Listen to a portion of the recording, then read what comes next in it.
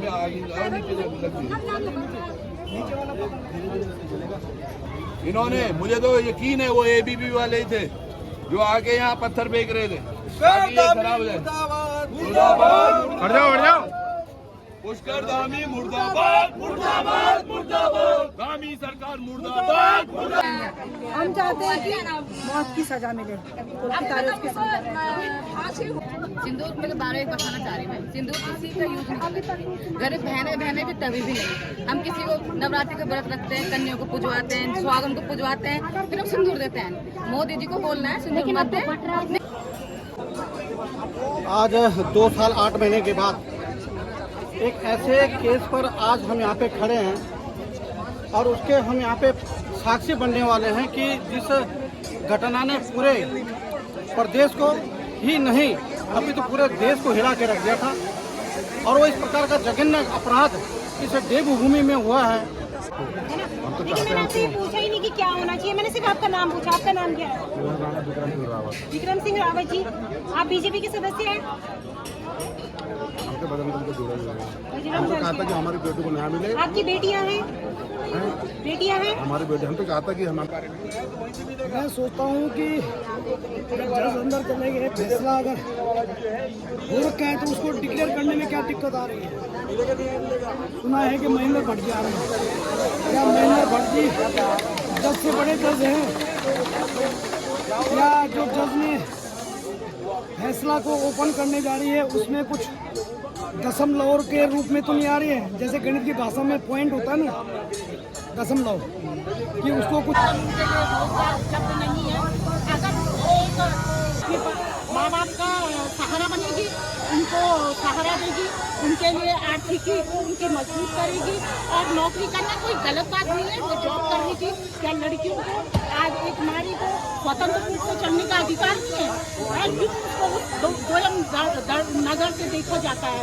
इसलिए नजर और 18 सितंबर 2022 की वो भयानक रात कौन सा उत्तराखंडी भुला सकता है जब एक 19 वर्षीय अंकिता भंडारी को भारतीय जनता पार्टी के नेता का एक लड़का अपने 2 सहयोगियों के साथ मिलकर चीला शक्ति नहर में मारकर डाल देता है। 1 हफ्ते के बाद उसकी वहां से लाश बरामद होती है।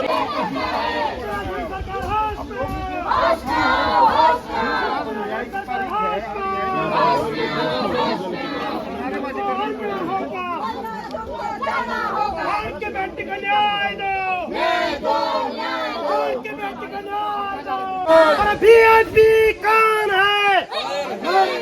पुष्कर धामी मान है।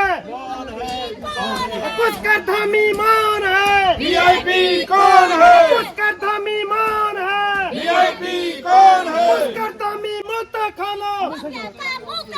पुष्कर धामी मुर्दाबाद, अमित सजवान, ये पुलकित का वकील है। अमित सजवान मुर्दाबाद, मुर्दाबाद, मुर्दाबाद। पुलकित का वकील अमित सजवान मुर्दाबाद, मुर्दाबाद, मुर्दाबाद। अमित सजवान मुर्दाबाद, मुर्दाबाद, मुर्दाबाद।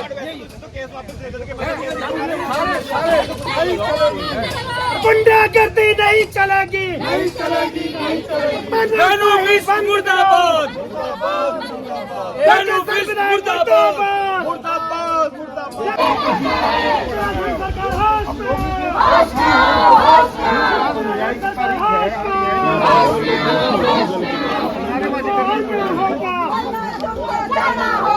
के बेटी का न्याय दो, के बेटी का न्याय दो, कितना लगा फांसी दो, सारे में के टक्कर में संघर्ष हमारा नारा है, सारे में के टक्कर में संघर्ष हमारा नारा है।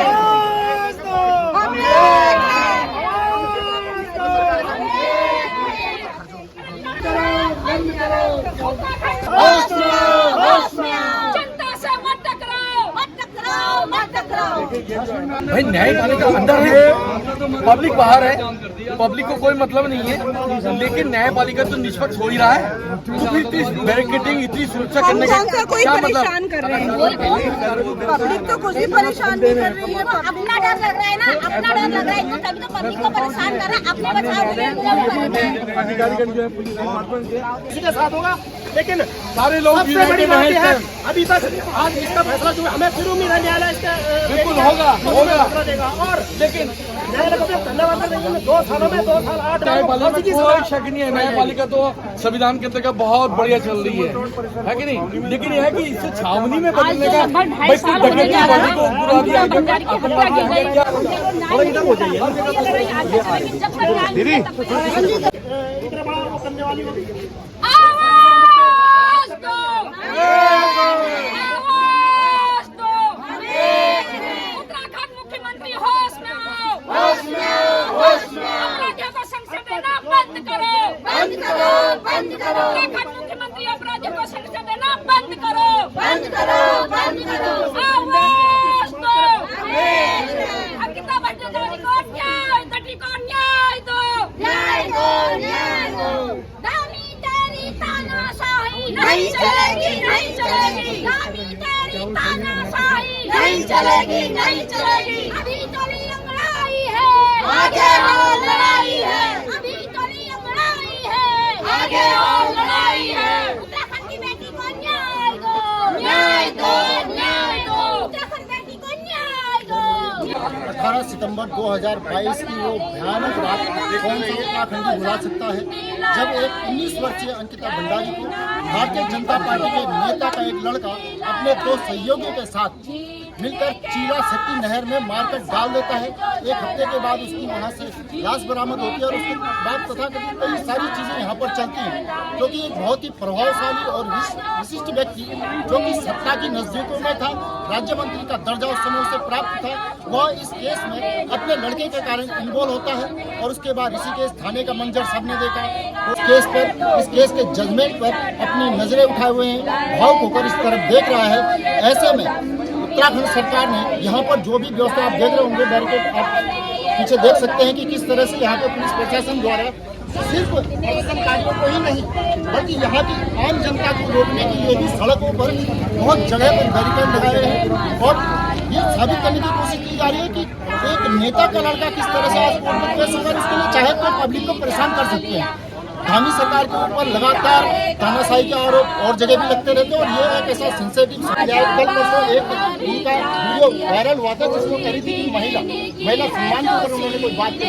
क्या यही उनका महिला सम्मान है कि आज विधानसभा के अंदर एक बेटे को न्याय दिलाने के लिए जो लोग यहाँ पर खड़े हुए हैं उन्हें न्यायालय परिसर के बाहर तक नहीं जाने दिया जा रहा। तो आप इससे अंदाजा लगा सकते हैं कि किस तरह से इस केस में जो कार्रवाई चली है और आगे क्या इसका निर्णय आने वाला है। बहरहाल यहाँ की न्याय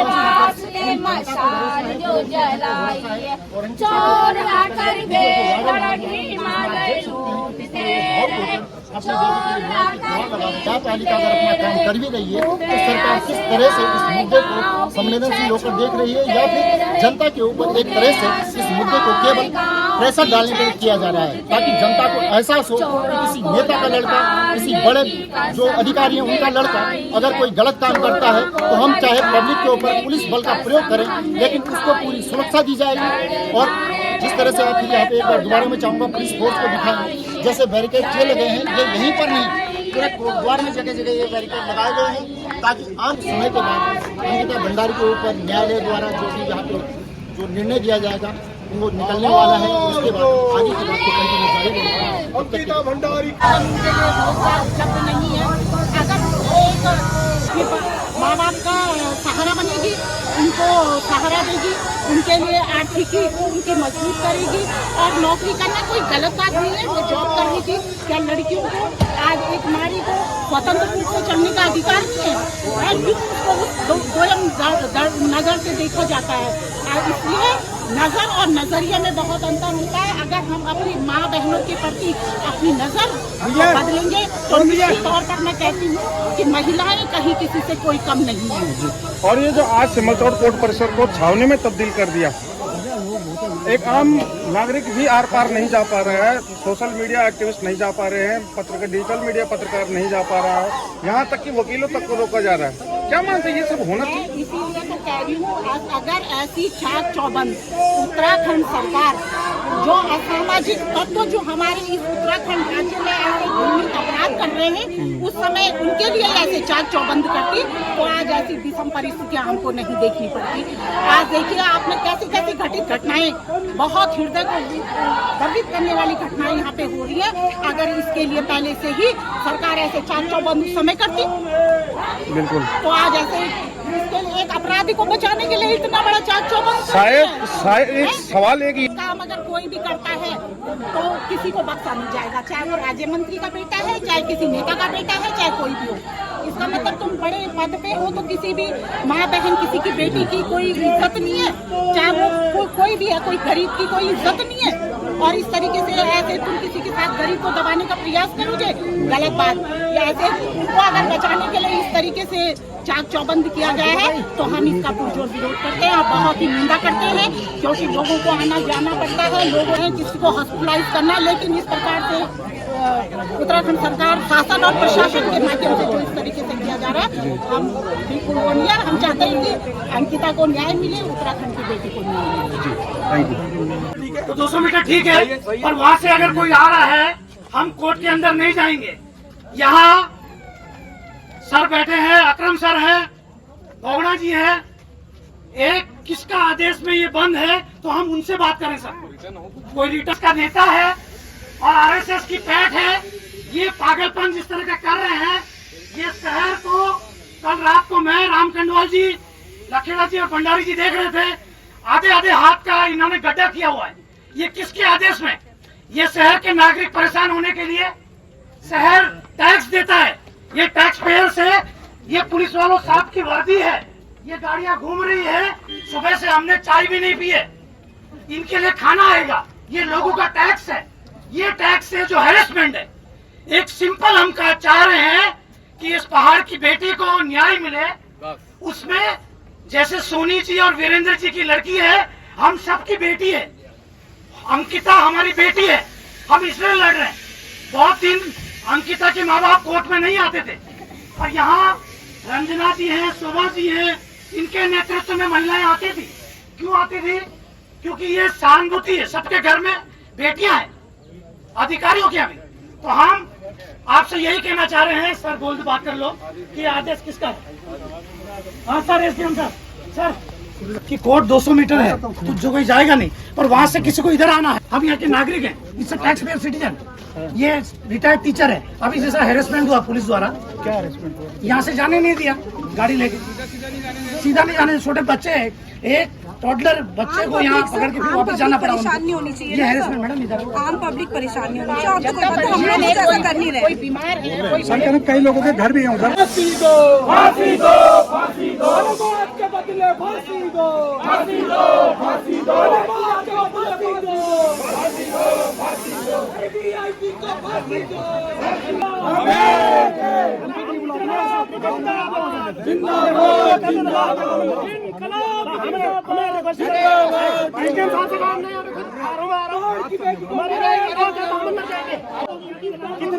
कितने बैरिकेडिंग करोगे, कितने कीले लगाओगे? जनता की आवाज नहीं दबा सकते हो।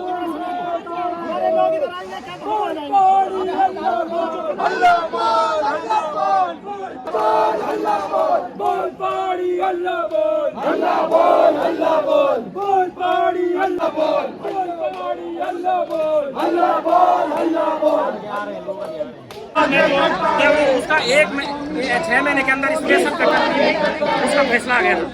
क्या ये अगर सरकार ने नहीं किया, कौन है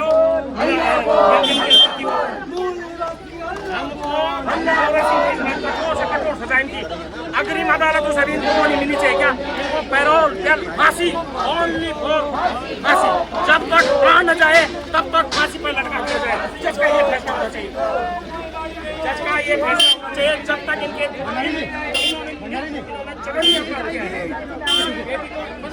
के साथ क्या गया, इसका बंद किया होगा।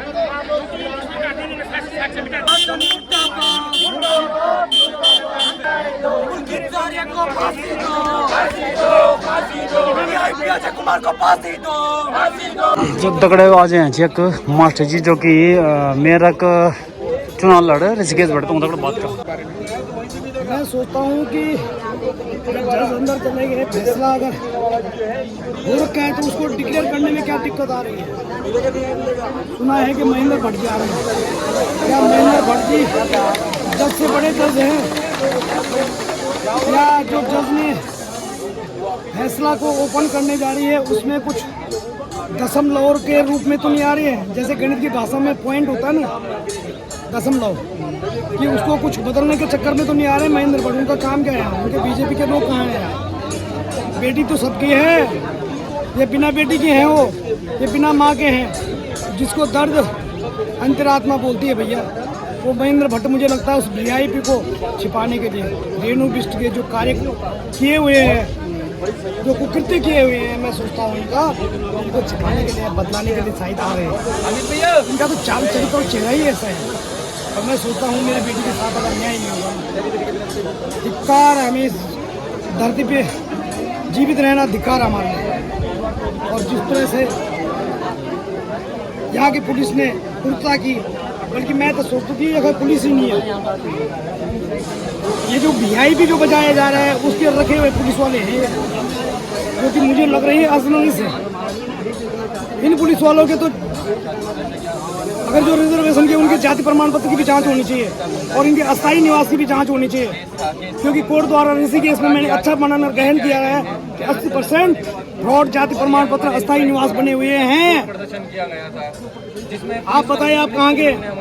आपका मूल निवास कहाँ बना हुआ है? अस्थायी निवास कहाँ बना? आप तो गाँव जाते हैं और इनके यहाँ 2 साल 4 साल आए हुए बन जाते हैं। ये कौन सी चीज है ये? तो इसमें बड़ा गड़बड़ घोटाला है। मैं सोचता हूँ उत्तराखंड वालों, मेरे भाई, मेरी दीदी, मेरे दूल्हा, मेरे चाचा, बोड़ा, फूफू, ध्यानियों, अभी भी समझ जाए यूँ राष्ट्रीय पार्टियों को चुंगल मानी रहा यूँ हम तो बार बार हमसे ना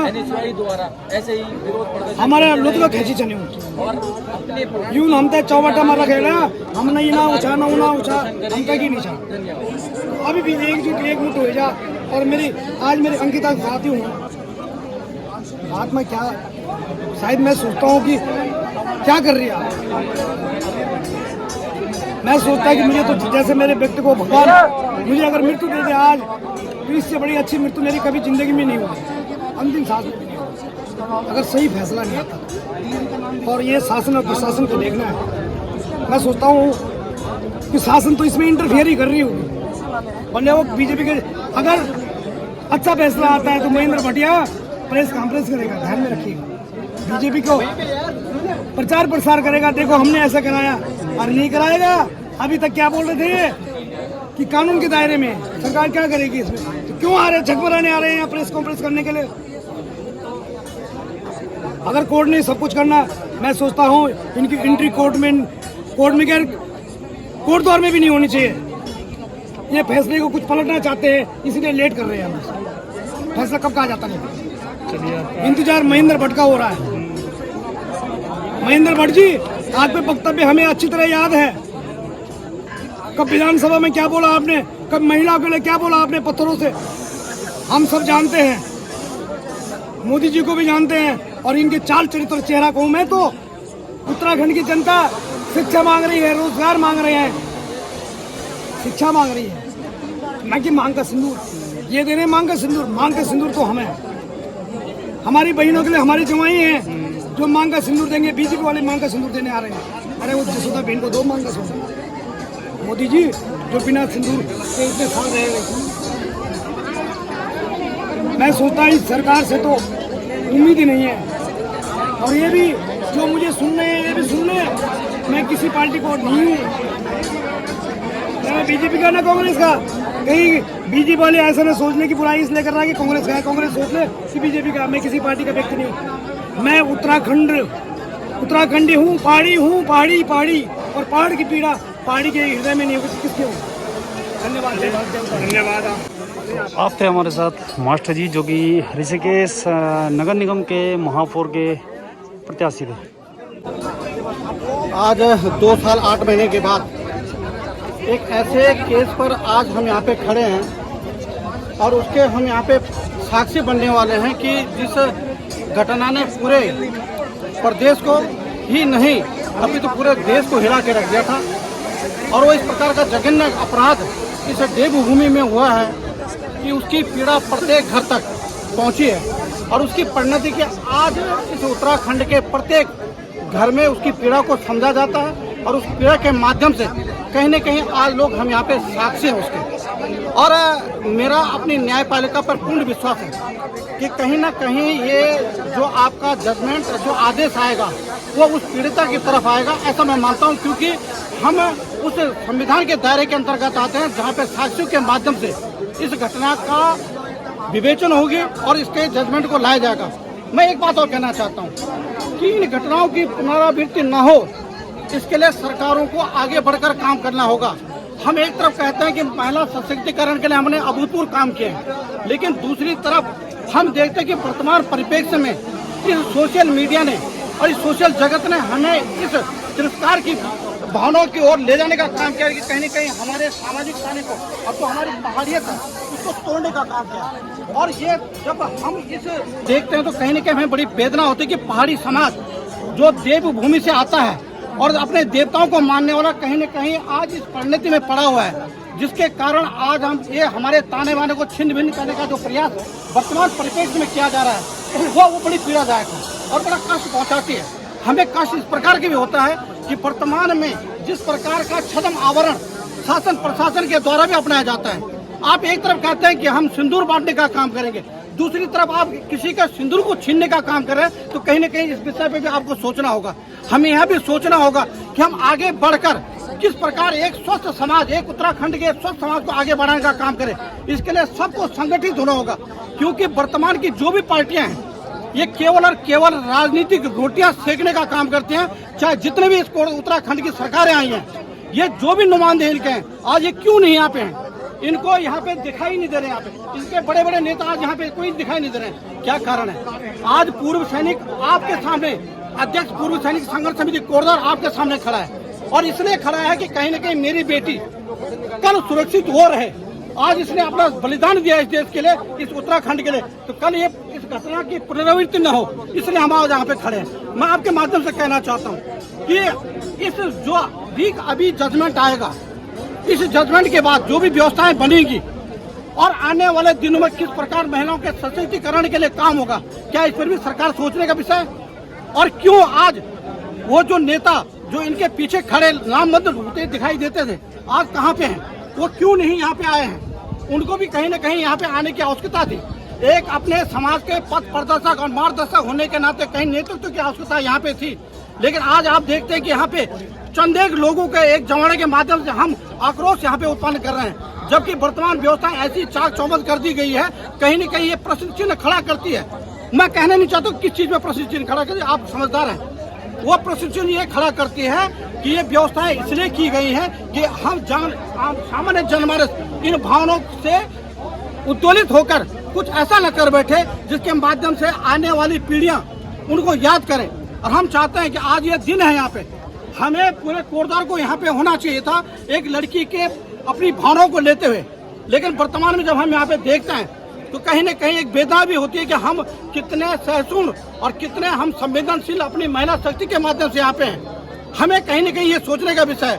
आज वो थी, कल आपकी होगी, आने वाले दूसरे दिन की दूसरे की होगी, तो इन विषयों को कब तक हम आगे तक बढ़ाने का काम करेंगे? इसलिए मैं चाहता हूँ कि इन बिंदुओं को क्रमवार एक सूत्र में बांधने की अभी आवश्यकता है। और जब हम एक सूत्र में बांधेंगे तो कहीं न कहीं आने वाली पीढ़ियों को एक नया रास्ता देखने का काम करेगा। मैं जुडिशरी पर मेरा पूर्ण विश्वास है वो इस प्रकार की एक जजमेंट, एक आदेश ऐसा पारित करेगा जो नजीर बनेगा, जो भारत के इतिहास में लिखा जाएगा।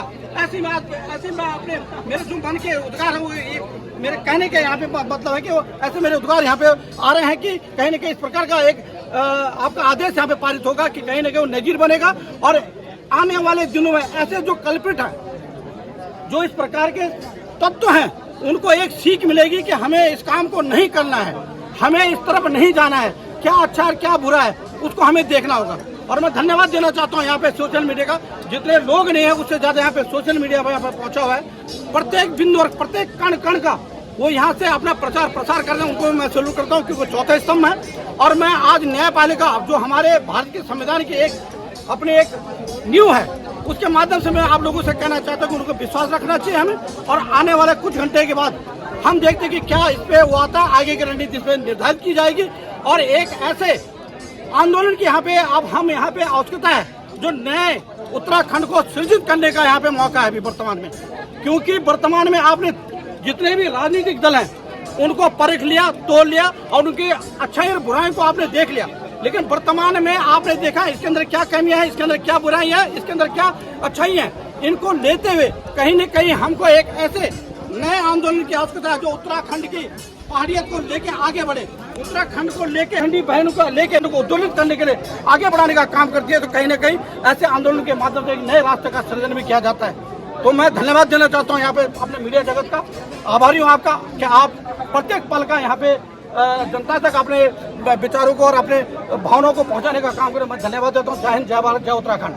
जब तक साल भर तक वो बच्चा चलता नहीं है, कैसे करके उस माँ ने फिर उसको पढ़ाता है, फिर पढ़ा लिखा के उस बच्चे को, हम भी माँ है ना भैया, हमें पता है माँ कितने कष्ट कहते हैं, ठीक है। और आज उस बेटी पे क्या बीती होगी, जिस बेटी पे आज हम सड़कों पे है, बोला उस बेटी पे क्या बीती होगी, जब उसको एक एक दर्द सहना पड़ा रहा होगा और जब उसको पुल से नीचे फेंका होगा। क्या वो किसी की बेटी नहीं थी? जानवरों की भी जिंदगी अच्छी है लेकिन इंसान की जिंदगी अच्छी नहीं है। उसके माँ बाप को हमने गरीब है वो, आज हम रो रहे नहीं, आज हम रो रहे हैं। मैं यही कह रहा हूँ कि उनकी आंखों के आंसू तक सूख गए हैं, उनकी चप्पलें घिस चुकी हैं, अनगिनत बार वो गुहार लगा चुके हैं, परंतु क्या किसी के कानों में जू रही है शासन प्रशासन में? बलात्कारी सरकार है, ये सरकार बलात्कारी। आज हम रो रहे नहीं, रोड पे सड़कों पर रो रहे, अपनी बहन के लिए रो रहे, उत्तराखंड के बेटियों के लिए हम अपने बच्चों को पढ़ा लिखा के बाहर भेज रहे, इसलिए बोलने देख रहे कि तुम सारा पुल पर मार पीट के बदतमीजी करके उनके साथ ये हरकतें करो, उस माँ पे क्या बीती होगी।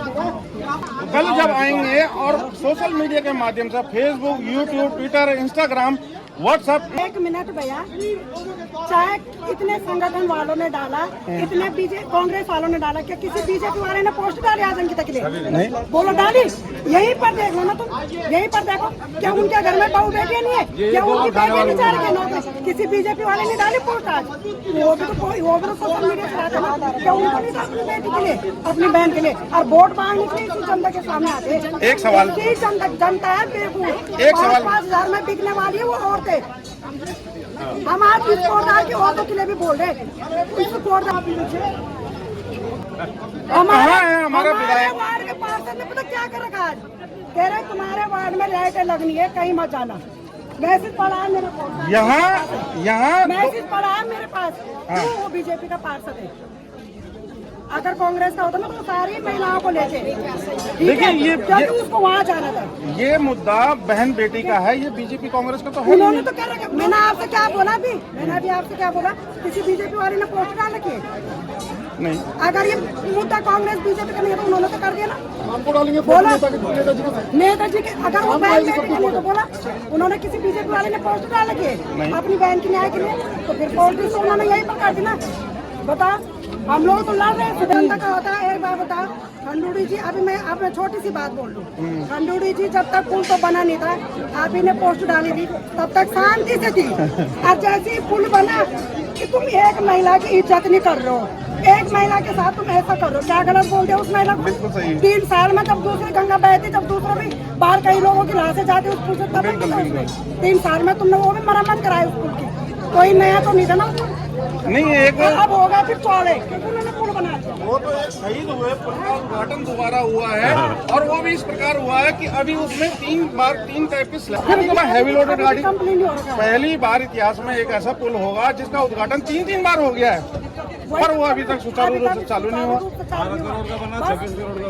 13 करोड़ में बना था, 26 करोड़ में 27 करोड़ जी जी जी नहीं, वो धाकड़ के लिए लेकिन मैंने आपसे पूछा ही नहीं कि क्या होना चाहिए, मैंने सिर्फ आपका नाम पूछा। आपका नाम क्या है? विक्रम सिंह रावत जी। आप कहा था कि हमारी बेटी को न्याय मिले। आपकी बेटियां हैं? बेटियां हैं हमारी बेटी, हम तो चाहता कि हम ना हुआ था, हम भी चाहते हैं, हमको चाह रहे उसको फांसी सजा मेरा आपसे क्वेश्चन है, लास्ट में आपसे क्वेश्चन पूछूंगी, इसके बाद में चली जाऊंगी यहाँ से। मैं ये जानना चाहती हूँ, इतना बड़ा कांड हुआ है, बीजेपी दल के नेता है, चुप्पी साधे क्यों है? आ रहे होते इस वक्त सभी चुप है, क्यों? बहुत बढ़िया मुद्दा बोला आपने कि अगर एक आम इंसान करता तो आज झंडे लहराते हुए, लेकिन आज कोई नहीं यहाँ पर। जब टाइम आता है तो बीजेपी दल के हर नेता आगे आते हैं। मैं बस ये एक आंसर चाहती हूँ, मैं एक बेटी होने के नाते ये क्वेश्चन पूछ रही हूँ, बीजेपी दल के नेता चुप्पी साधे क्यों हैं? क्योंकि बीजेपी नेता के बेटे ने रेप किया था। मैं नहीं देती हूँ क्योंकि मुझे पता है राजनीति किसे कहते हैं, ठीक है ना। Thank you sir. हम चाहते हैं कि मौत की सजा मिले। सिंदूर में 12 बताना चाह रही मैं, सिंदूर किसी का यूज नहीं करते। घर बहने भी तभी भी नहीं। हम किसी को नवरात्रि का व्रत रखते हैं, कन्याओं को पुजवाते हैं, सुहागन को पुजवाते हैं, फिर हम सिंदूर देते हैं। मोदी जी को बोलना है सिंदूर मत दे, नहीं फिर बता रही मैं उनको मामा बोल। हमारे उत्तराखंड में नथ बनते मामा की, ठीक है, 1 लाख की बनते, 2 लाख की, तब 200 रुपए बने। हम सबको एक नथ बांधते बोल मामा बनकर सिंदूर नहीं। ये लोग अभी हाई कोर्ट जाएंगे। हमें हाई कोर्ट में भी इस बात का प्रतिरोध करना है कि इनकी सजा या तो फांसी की बढ़ जाए, लेकिन कम से कम जो ये सजा है तो बरकरार रहे। इसके अलावा जो इसमें जो है रेनू भी छूट गई है, वो 201 की मुजरिम वो भी थी, कोर्ट से बचा लिया गया है, उसके खिलाफ जो है हाई कोर्ट में हम अपील करेंगे। मैं वही पूछना चाह रहा था कि जो जेसीबी ड्राइवर था उसने तो अपना क्यों शामिल नहीं किया गया? मैं वही कह रहा हूँ ना, तो चार्जशीट पुलिस वालों की गलती है नहीं। ये पुलिस से काम कौन करवाता है? सरकार कराती है।